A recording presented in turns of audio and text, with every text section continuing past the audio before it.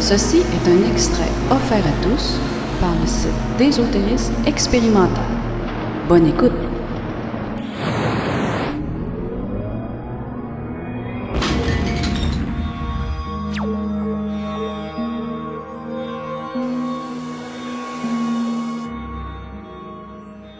Bonjour, madame, mademoiselle, monsieur.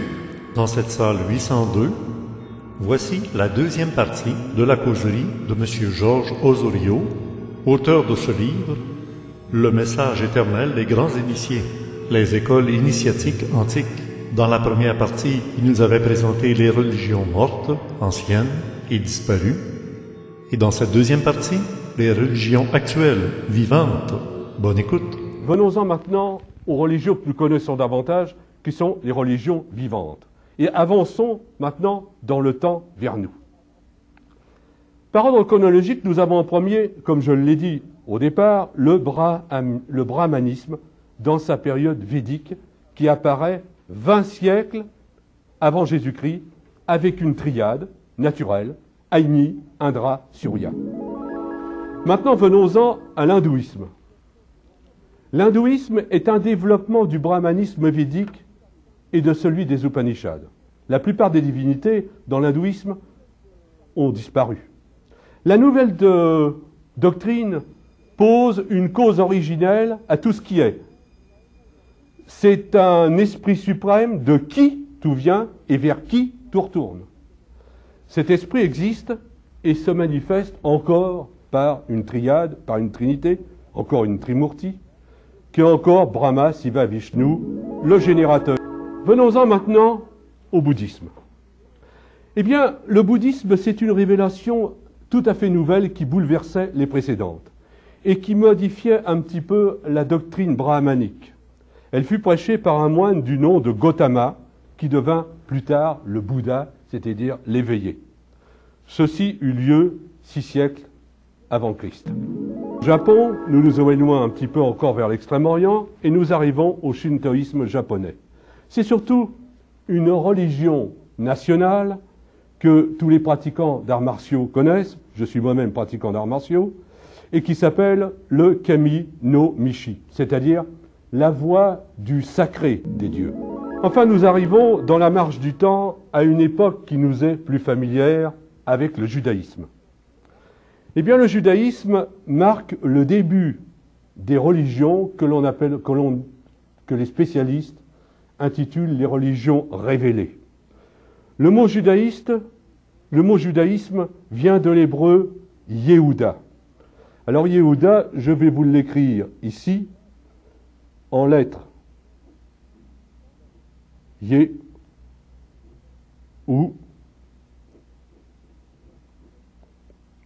Voilà. Ah. Bon, parce que l'on lit de droite à gauche, donc vous avez le mot Yehuda. Alors, il signifie littéralement louanger Yah, de la racine Yehad, qui signifie louanger, donner des louanges à quelqu'un.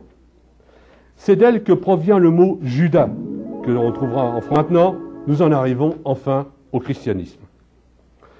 Le christianisme fait évidemment son apparition au début de notre ère avec la prédication d'un personnage juif nommé Yehoshua Christos, que l'on appelle Jésus-Christ. Eh bien, en effet, c'est la combinaison de deux mots, l'un hébreu et l'autre grec, qui a donné le mot Jésus-Christ. En effet, Yehoshua signifie « je suis étant sauvant ». Et le mot grec peut être Christos ou Christos, c'est-à-dire Christos, un chargé de mission, et Christos, celui qui rend service, et qui rappelle l'Égyptien Chris, qui signifie secret. On voit que cet assemblage n'est pas fortuit, comme vous pouvez le penser. Nous quittons le monde chrétien pour l'islam. Alors là, nous allons voir quelque chose de tout à fait nouveau. Mohammed est un arabe qui prêche en l'an 600 de notre ère l'islamisme. Pourquoi cet homme, d'un seul coup, se lève-t-il brusquement dans le Proche-Orient? Et tout simplement parce que cet homme est révolté de l'idolâtrie chrétienne et indigné par certaines pratiques juives. Et de ce fait-là, cet homme, Mohamed, va essayer de comprendre un peu les choses.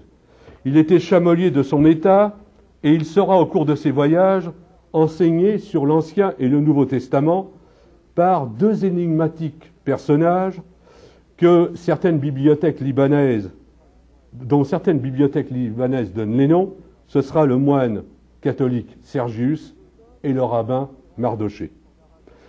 Ces deux hommes s'étaient rencontrés en Arabie et avaient trouvé des points communs.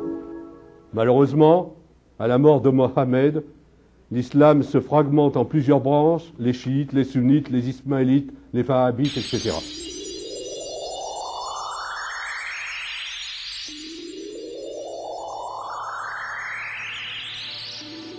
Arrivé à ce point de notre exposé, nous percevons qu'il y a lieu de revoir un peu ce problème sous une autre forme, qui ne soit ni la religiosité, ni la philosophie, ni l'athéisme ou l'agnosticisme. Nous arrivons à la fin donc de cette partie et nous allons faire quand même un bref résumé. Nous avons terminé ce bref panorama historique des principaux courants religieux anciens et nouveaux.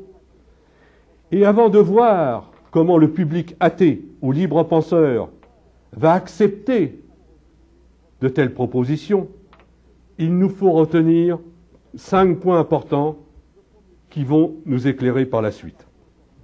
Le premier point, vous avez remarqué que dans toutes les religions qui ont été passées en revue ici, il y a une notion de trinité et de cycle cosmique.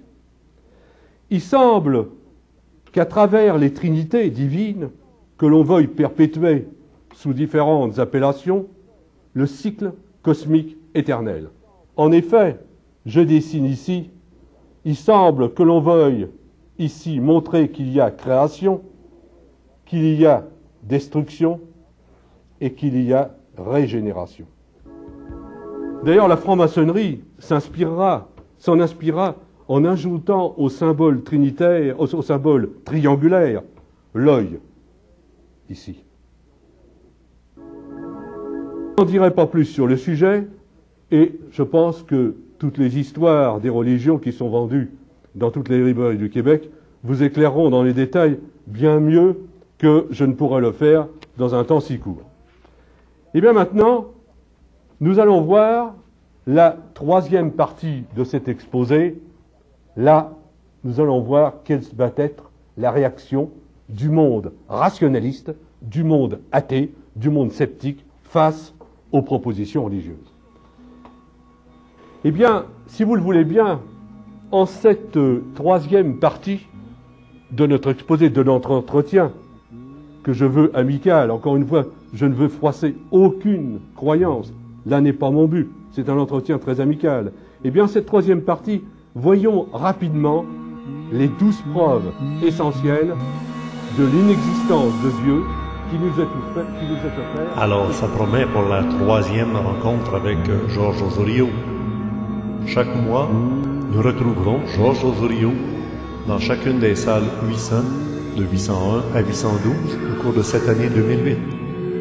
Vous pouvez vous abonner en ligne par le système PayPal très sécuritaire ou par un mandat postal par la poste à l'adresse habituelle, Club Créé, case postale 52, Belleuil, province de Québec, Canada, J3G 4S8, ou en assistant à la conférence mensuelle au début de chaque mois, à Québec le premier vendredi du mois, et à Montréal le dimanche qui suit le premier vendredi du mois, dans l'après-midi au Cégep Maisonneuve.